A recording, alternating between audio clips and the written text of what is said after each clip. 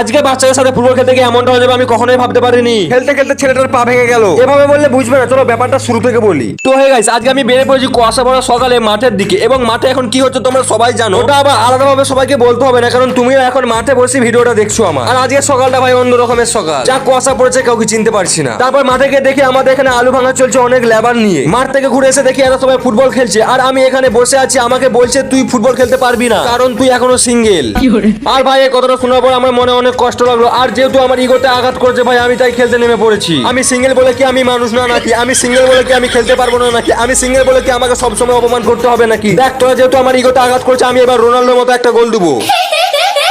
Single থাকা সত্ত্বেও আমি রোনাল্ডোর মতো কিক দিয়ে একটা গোল দিয়েছি। হ্যাঁ ভাই, পাওয়ারটা দেখতে হবে, কারণ আমি রোনাল্ডোর ফ্যান। আর এইভাবে খেলতে খেলতে ছেলেটা হঠাৎ করে আগেতে চলে আসে, তারপর রানা হয়ে যায়, দিয়ে পাটা মোচড় খেয়ে যায়। তারপরে আমরা খাটা শেষ করে দিই, দিয়ে সব ছেলেগুলো ব্রয়লার মুরগির মতো হাঁপায়। আর আমি তো ভাই একদমই শেষ। যাই হোক, বাদ দাও, পেজটা ফলো করে নাও। Take care, by.